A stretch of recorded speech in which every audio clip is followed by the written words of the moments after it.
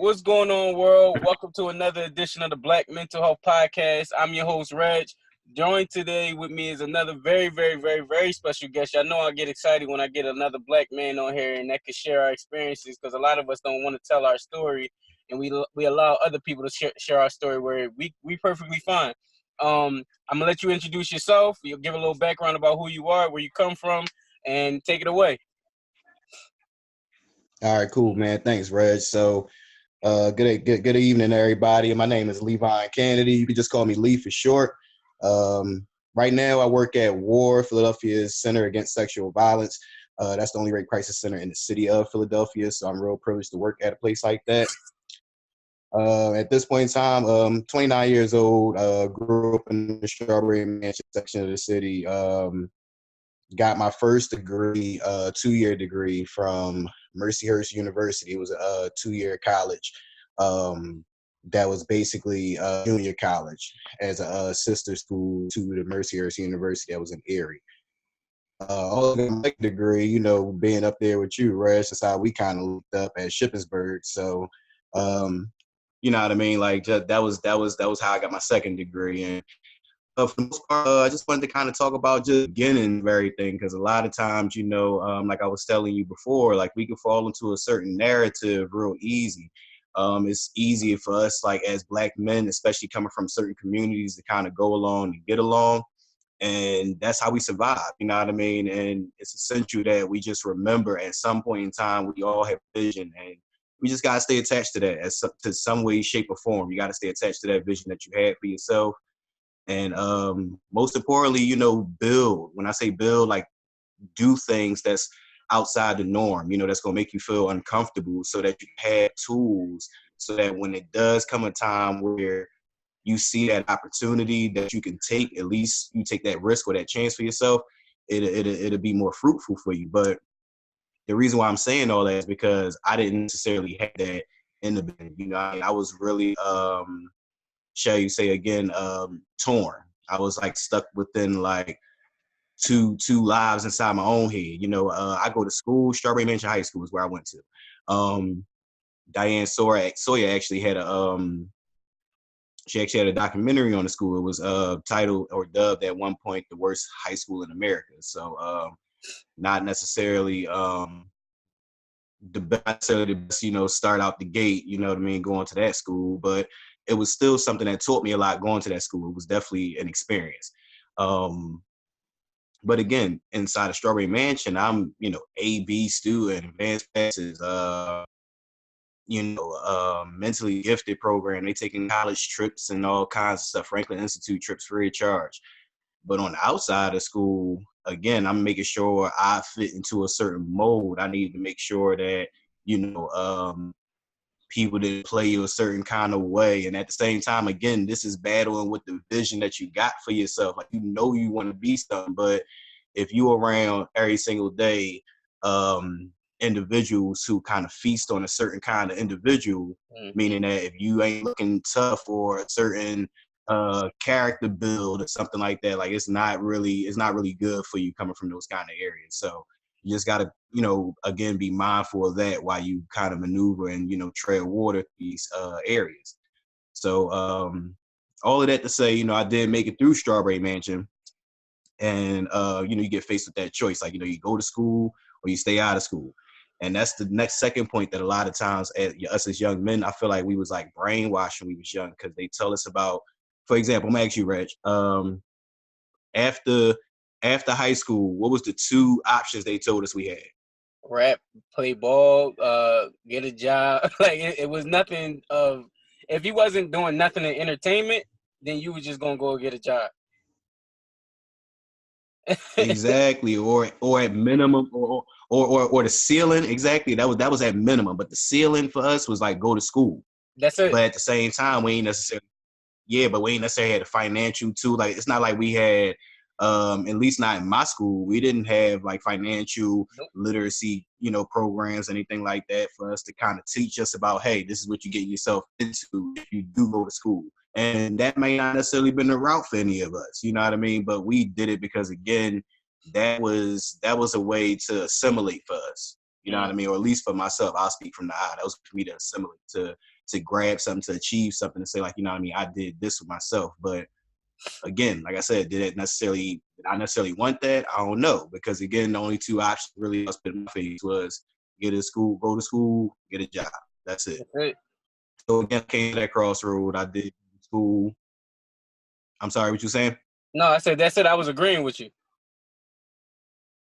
Oh yeah. So I go to school, and again, when I go to school, I bring the hood with me because I'm trapped in this bubble the whole time that you just really don't know how to act beyond that area. So like my first week in school, like I was literally about to get kicked out of school. Like first week, honestly, God, like I done got into about 2 fights.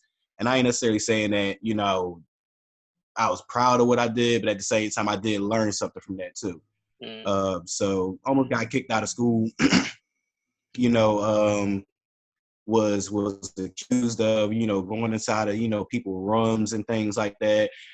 Just not really building a good name for myself. So I kind of saw that in that moment, like, yo, like, you know, you putting out a certain image or representation of yourself that's not really who you is, honestly. So slowly but surely, you know what I mean, I just started to whittle away, like, you know what I mean, little things, like, you know, making sure I get to class on time, making sure that, you know what I mean, I study a little bit earlier if I need to, because that's not all the things, again, that we empowered to think about. We thinking about, you know, who the best on the ball court or the football field, or who got the best lyrics or something along those lines. It's funny that you said that. Yeah, so either way, got through Mercyhurst, um, bare. I came up to Shippensburg. Even while in Shippensburg, I come home still fitting that mold. So that's the part for me was like really, I was really disappointed with myself, because you still want to assimilate in two different places. You got to pick one. You really got to pick one, and you just got to, you know, stand for it. You really got to just stand your ground with that. But again, that almost cost me my whole college career, because I had to actually withdraw from school. I was gone for a little while. I don't know if you noticed that, but I was gone for a little while because I had to basically do like a treatment court kind of program where it was like a first time offender thing. It wasn't nothing too crazy or serious, but again, it did learn me a valuable lesson. That whole year and a half I was out of school, just really like doing nothing, honestly, with myself, like just staying home. It was all right the first few months. You know, you go out, you party, take your mind off stuff. But after a while, you really start to figure out, you know, did you just squander away your chance? Like, Right. to really be back in the same place, seeing the same exact stuff you done seen 20 times over. So finally get back to Shippensburg, and you know what I mean, I did graduate up out of there. But the interesting thing though, I did leave this part out. The interesting thing though was, even while all of this was happening, a lot of people usually have that buffer in their life, like their mom and dad. You get what I'm saying? Unfortunately, I did. My mom died when I was 10. My dad died when I was 12. So my Wow. mom died. Yeah, again, my mom died, and didn't really necessarily know her the best that I wanted to. And it's usually opposite for people. I actually knew my dad more than I knew my mom, way better. My dad, I actually had the unfortunate chance of having to see him actually dead in the vestibule of where he was actually found at. So, you know what I mean, having to process all of that while still moving through all of that, you know what I mean, as you move along, was real, like, you know, it was trying. I will say that. But the main part about it was I did stick firm to that vision that I had for myself. I knew for a fact it was something else I could be doing with myself. It didn't matter what it was, but I just need to figure out what I like to do and what I wanted to do. It was. I know that's two different things. So like, what I like to do is going to keep me interested. What I want to do is, I feel like that's what the thing that's going to keep me persistent. So, I mean, like I said before, to each his own, but Right. that's really for me the part that just like kind of morphed a lot of stuff like growing up, because again, we got moms and dads. Some of us still got, you know, our moms and dads taking care of us, or some kind of family member.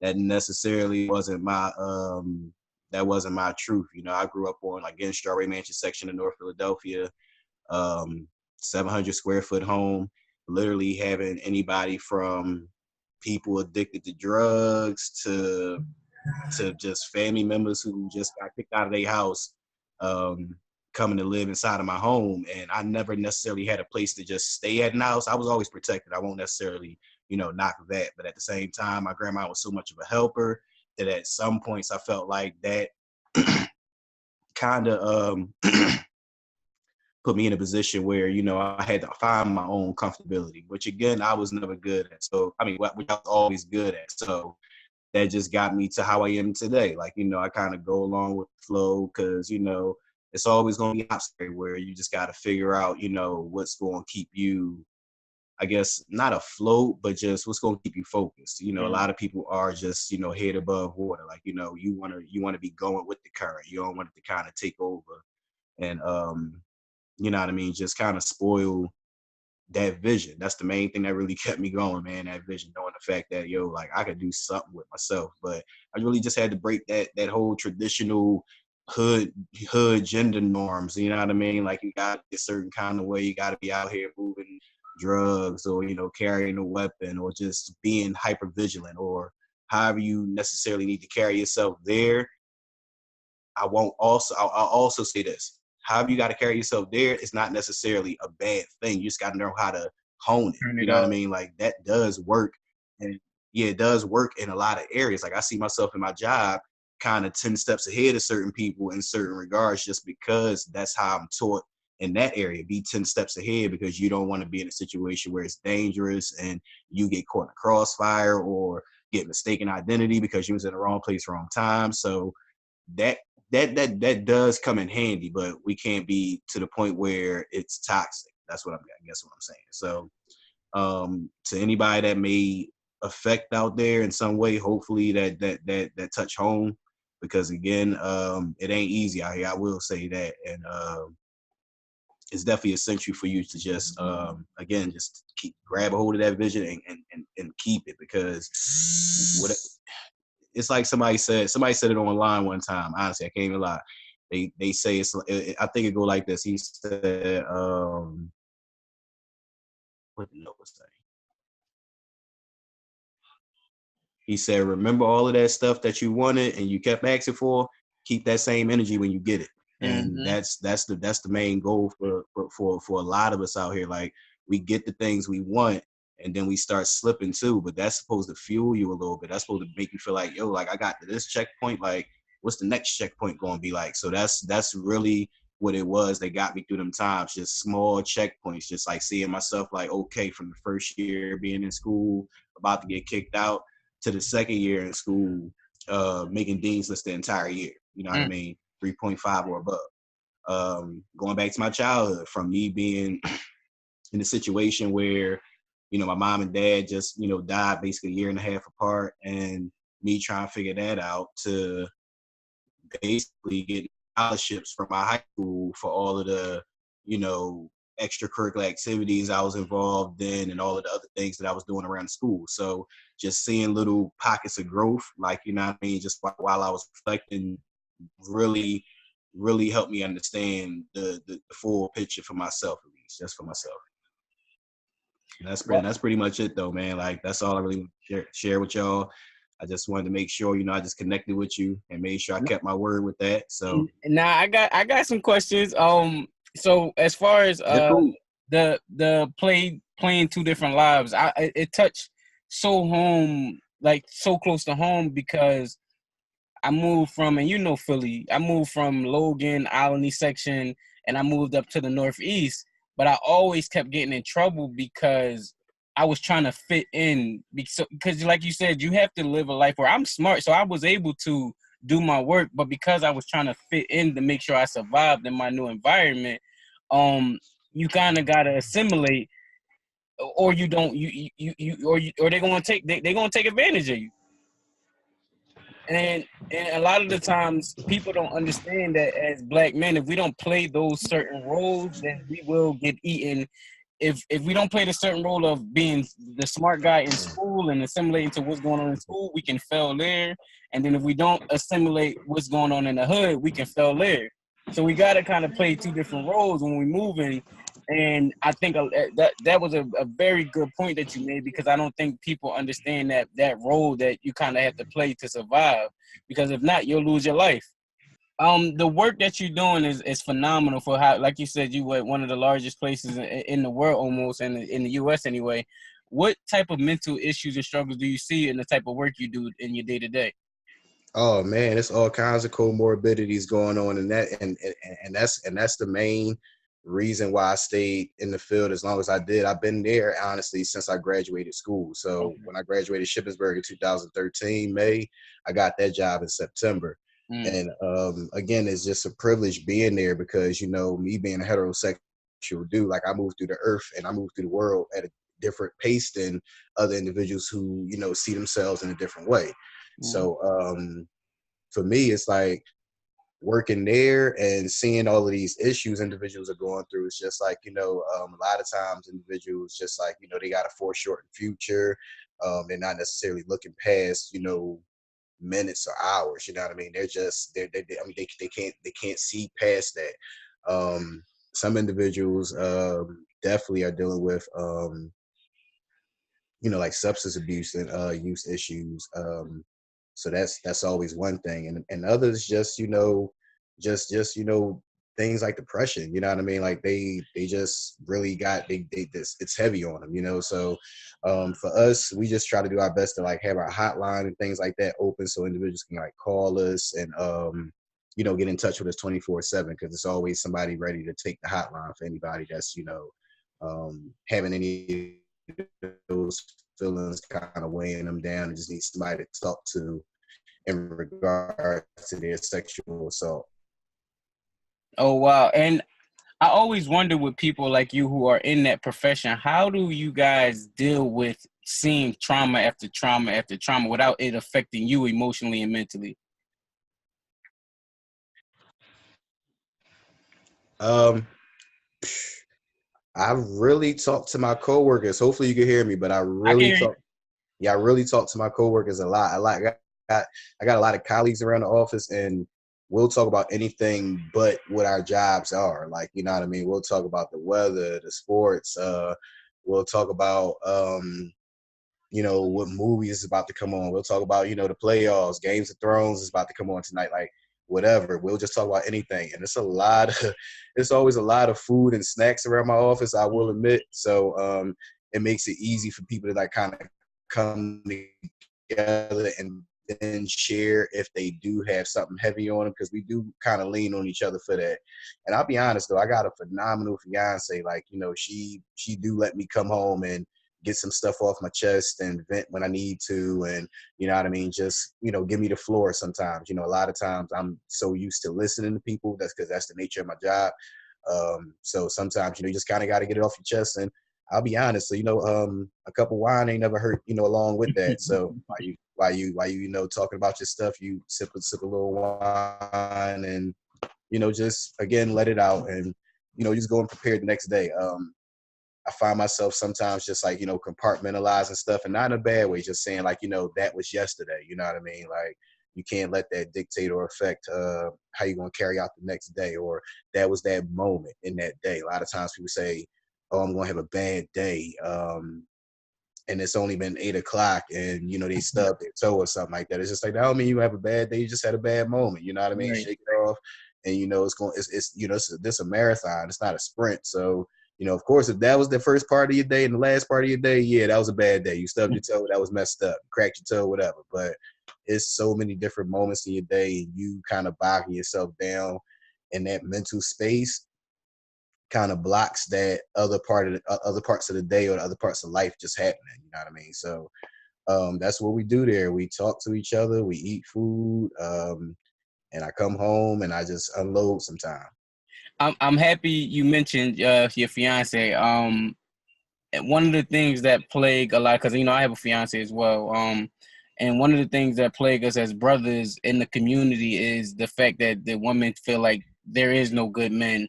There is no men that all men cheat. All the stigmas that are placed on black men. How are you able to navigate and propel black love or make sure that your relationship is working so that way, like, what advice would you share with other people to making it work? Because a lot of our struggles in our community is because the black family is torn apart.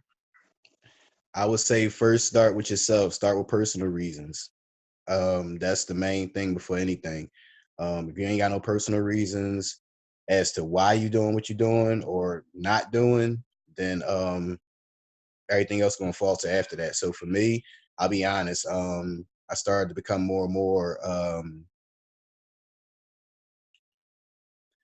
I guess I started to become more and more just, I guess, mature. I guess you could say I don't want to really use that word because it's overutilized sometimes, but I guess I started to have standards for myself. That's what it was. I started to develop standards for myself. It was like, it's and I don't mean it in any kind of way, but I just mean sex in general. That's an easy act, is what I'm saying. It may not be easy for me to get or anybody else to get, but I'm just saying it's an easy act. What's difficult is being consistent. You know what I mean? And that was something that I wanted to at least see that I could do for myself. So personally, for myself, um, I knew again, that vision. I knew for a fact I was going to be doing something with myself. Now, did I necessarily want to give and just be scattering there parts of myself, and then it's fine time that vision do come to fruition. Now I'm necessarily locked or shackled to past past experiences, just past things that happened to me, or past paths that I crossed with another individual, which again, um that's not necessarily good for anybody. You want to necessarily be making informed decisions so that you can at least make a or sculpt a better future for yourself. You Mm-hmm. want to you want it to be as clean as you could possibly get it until you meet that person that you want. So Right. that's what it was for me. Just again, STDs is running rampant, man. Mm-hmm. Like, seriously, like, and it's bad. Like, how I tell my boys in my groups that I have, you can look at a woman and she could be, body just, right, and Mm-hmm. smell like Skittles, and her hair go Mm-hmm. down to her behind, but she got hepatitis A through Z, HIV, herpes. Like, you can't tell all of this stuff looking at these people. And we just really just put ourselves in bad positions, without me, for lack of a better word, we put ourselves in real bad positions when we just give our bodies up like that. So for me, it was just like, after a certain time, you just gotta like come to the conclusion, like, enough is enough. Like, not only do I got standards for myself, I want to make sure that the person that I come in contact with, that I do want to give myself to, don't have nothing to worry about, like they're secure. So this leads me to my second point. While I'm with my fiance, I try my best to make her feel as secure as possible, and I can't necessarily give a certain. I can point you I can point you in a direction of how I do it. I can't give like a manual on anything like that, but the way that I do it is, how do I want to be treated in any given situation? And you got to be honest with yourself about that. A lot of times people say, "Oh, I can stand what I could do." Then you don't deserve to be in a relationship. It's just that simple. Like, it's not about you can stand what you can do. Like, you know what I mean? You really got to ask yourself, like, do I want somebody, you know what I mean, going in the bathroom, taking their phone, texting with somebody, coming back in? No, you don't. You don't want to go through all that. You want to feel secure too. You want to feel like, yo, this person is truly for me. And then last but not least,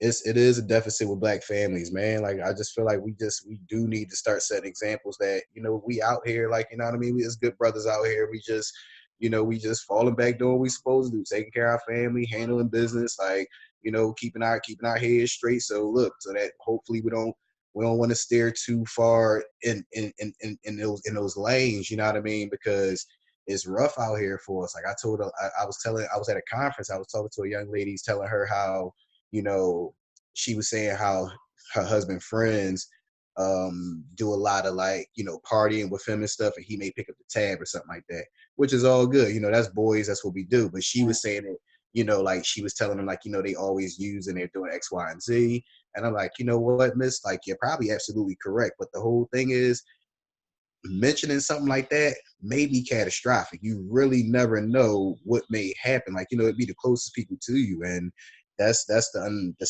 saddest truth that I feel like us as black men, as much as we want to, share information and be open and things like that, it's so hard because we know for a fact it'd be the closest ones to us that get us, because that's when we're going to be the most that's the people we're going to be the most unguarded with. So I was just really telling her, like, you can't necessarily request or ask him to do that, because you never know how that may turn out for him. If that's something he like to do, then great, let him do that and let him be happy. But you know, like I said before, just making sure you got personal reasons for yourself and staying consistent with that person that you do finally decide to be yourself to. And don't carry the baggage. That's the last part I probably do want to put out there. The baggage, dudes be killing me sometimes. Just like, I don't. Like Kevin Hart said it inside of his new show. He said, like, we got it messed up. It's like pride and reality. Like, our pride tell us, oh, this the only chick that, I'm the only person that this woman messing with. Reality, they always say it all the time. Oh my God, these women is, they hoes or they thoughts, whatever the words that they use. And so it's like, again, pick a side. Just pick a side. You gotta face that point where it's just like, if you're thinking like, these women are X, Y, and Z kind of way, then you gotta kind of look internally and just ask yourself, like, you know what I mean, what kind of, again, representation are you giving off? Because that's what we attract. We attract what we give off. So again, that's just my 2 cents. Dudes, you got to stop carrying this baggage into relationships. You know what I mean? Thinking that, every woman is going to be the same exact way. Well, maybe, again, you're representing yourself a certain kind of way for you to draw in that kind of attention. I mean, I can say that from personal experience. The moment I started taking myself more serious and started having more integrity about my decisions, that's the moment I started, attracting a different kind of crowd, a different kind of, just a different type of space. And it felt good because of knowing that I could still, veer back and forth in all of those spaces. You know what I mean? Like, just being able to be, I just culturally fluid. You know what I mean? Just being able to just dip within the lanes back and forth, and in a way where it's like, I'm not trying to cause trouble in any lane. I'm just making sure that, I still stay well-rounded, I guess. No, that man, you just gave some phenomenal gems just now. I hope people pick them up, because there was a lot of stuff in there that I know a lot of us young men could use. And mind you, we around the same age, but we young, so we Sure. got a long journey ahead of us. But it's still like, I guess, little things and characteristics that we don't know, and it's inhibiting us from being our greatest selves because we don't know. And I feel like a lot of it is because we don't share this information with one another. Like, no one is sitting there like, yo, bro, do this, or yo, like, once you awaken and with who you want to be and aligning yourself with who you want to be, you're not around the people that really need the information anymore. And that's messed up, and that's the messed up truth about it. But for me, it's hard because it's not like naturally we don't want to share this information, but at the same time, it's almost like one of those things, like, how would you be perceived if you do? Like, are you just like, some kind of like savior or something? It's just like, no, but it's like, am I analyzing this person, trying to seem as though, like, their life isn't already adequate enough or something? It's like, no, it's not that. It's just that, again, as human beings, we should just, we should just, we need a level of social constructivism. Like, we gotta just like use each other. Like, we gotta use each other to learn off of. And again, who the hell says that somebody wouldn't want $100,000 a year job and still have something on the side that they're doing? Whatever it is they may be doing. Look, hey, that's not for me to judge. But what I will say is, it's still decent for you to be able to just like navigate both of those playing fields. Like, it's really a skill. It's not something to be, shunned or anything like that. That's something that you should be looking upon that as something that is essential. Like, that's how I always put it, honestly, Reg. It's easy for us to look from the bottom up and make our way up there and ascend through those levels and be able to, get along. It's real hard for somebody to be top down and try to ascend through those levels and try to relate, because you've been at the top for so long. So we got to use that to our advantage. The fact that, like, if you're going to keep us at this society, I'm saying, keep us at this level of, we, getting redlined, or, got food deserts, medical deserts, things like that. At some point in time, you know what I mean, just being, just survival will tell you, you know what I mean, you just gotta adapt. That's true. I heard you mention that you had like men's group, or I guess men that you mentor when you have group sessions with them. Yeah. What are some of the commonality problems that you notice between them that we can give out to the masses so that way they can start to address those things that they have a problem with? So basically, the men's groups that I do is like part of a bigger like project I do at my job, called Healthy Masculinity Initiative. So it's like guided discussions that I do in different parts of the city, like, and I also participate with some other groups around the city that do some stuff with men around the same liking. So the groups basically, we talk about, because again, I work at a sexual assault center, but I just start most of my conversations around masculinity, male privilege, and also talking about boundaries and what consent is. So for me, for the most part, a lot of stuff that I'm running into with a lot of the men that I discuss these things with in groups is, I guess, that gray area of sexual assault. For example, one of my men was discussing with me about a time where, a woman had said, hey, I want to do X, Y, and Z over through message, but when he gets there, it's a different discussion. I'm like, she's allowed to change her mind. And it's like, well, you had me hyped up for one thing. And I'm like, that's a thing with men that we need to, we got to break that stigma too. Like, we're insatiable. We always want sex and need sex. Like, that's something that can be crippling for us, honestly, because at that point in time, he felt deceived and things like that. And I'm just like, she changed her mind. Just that simple. Like, That's it's it. just about, yeah, it's just about respecting people's boundaries. Like, you change your mind about things all the time. I'm sure of it. So again, for me, the dudes that I'm really running into, for the men is really about boundaries. Just really understanding those gray areas of consent, where just because somebody's quiet don't necessarily mean they want to have sex or they want you to initiate anything with them, or um, just because somebody is really promiscuous and really touchy doesn't mean necessarily want to, get into anything. Like, you got to still be negotiating the entire way along the way.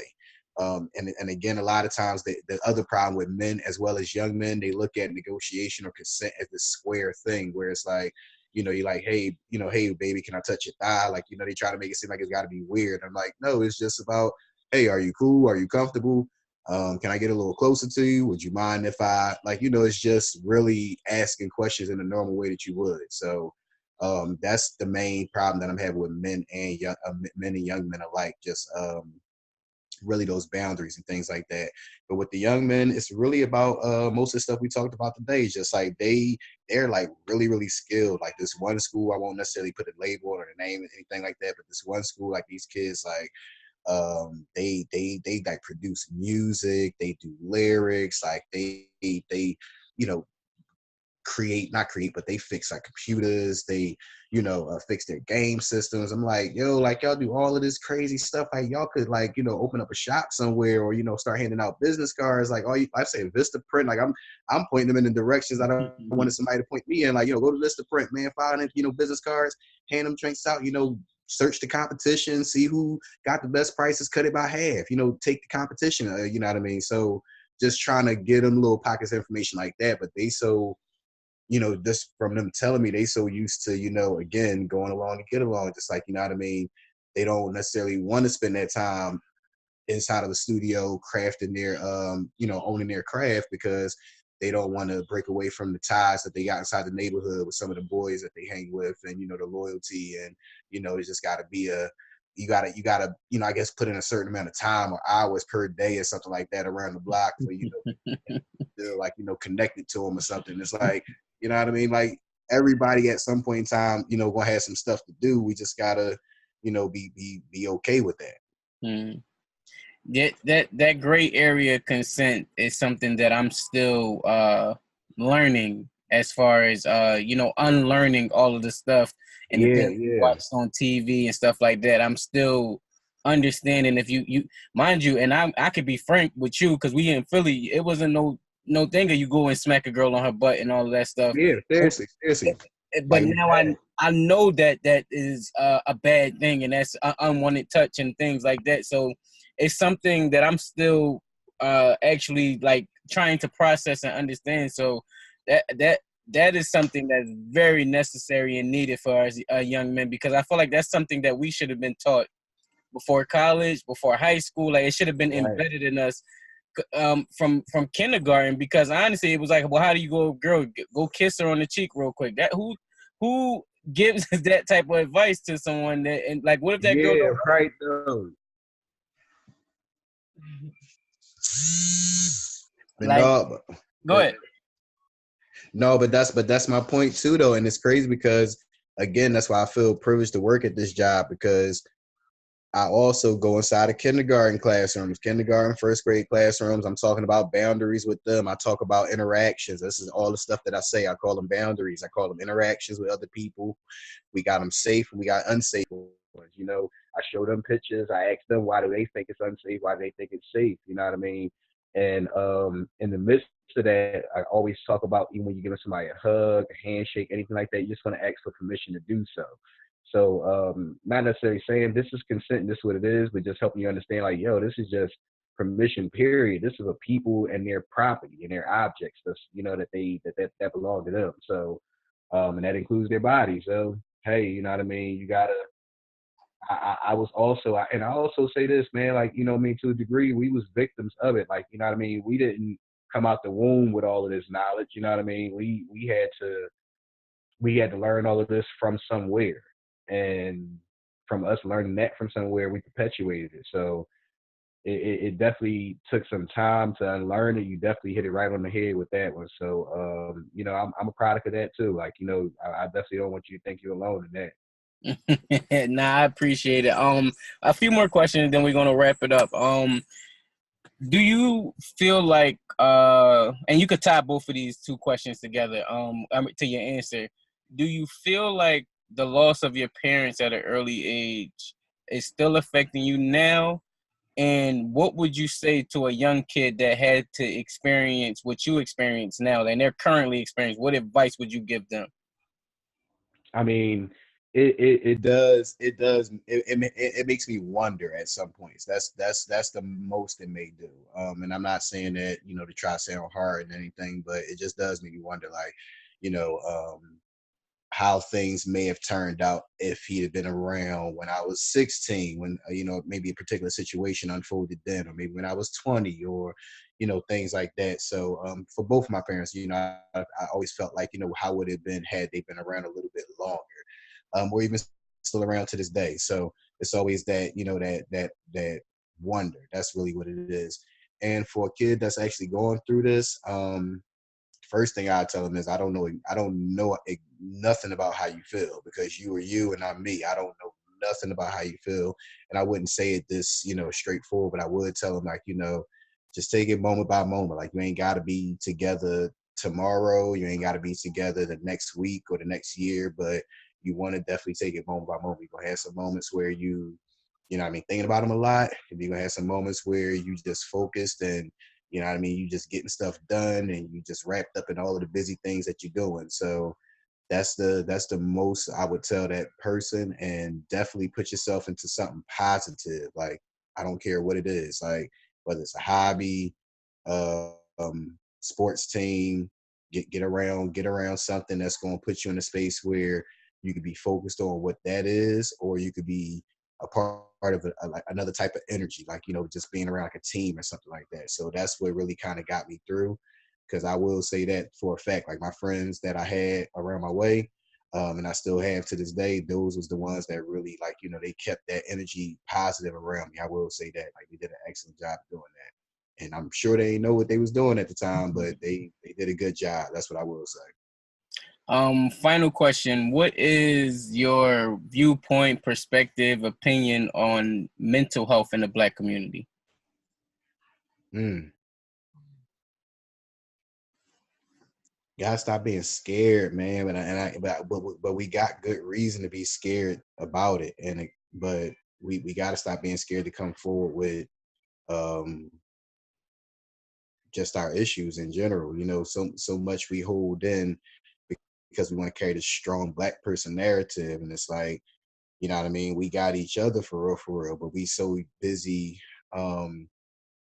I guess, fighting with our own internal things going on that we forget that we got this community around us. So Black mental health, like I said, that's the main thing I would say about that, just without saying too much. Just we got to stop being, but again, rightfully so. We do have a reason to feel this way. But again, we need to lean on each other and start coming forward and utilizing our networks, man. Just really utilizing our own networks, like, you know, our own networks of support and comfort. Oh man, you touched on a bevy of topics today. And I know somebody got some great value out of this. Just seeing, like I said, two brothers talking about certain things that a lot of two brothers won't talk about. It's outside of the norm of what is being discussed in our community. So I thank you for that. I thank you for coming on and sharing your story and sharing your perspectives and opinions. Because I know you didn't have to do it. Like you could kept. We can get knowledge and keep it, and then go about our business. Like I got mine. But you sharing that Right. and doing what you do in your work and how you do it, man, I'm thankful and I'm appreciative of what you're doing, man. Yeah, thanks, man. Thanks for giving me the opportunity to come on today, man. That was love. Nah, no problem.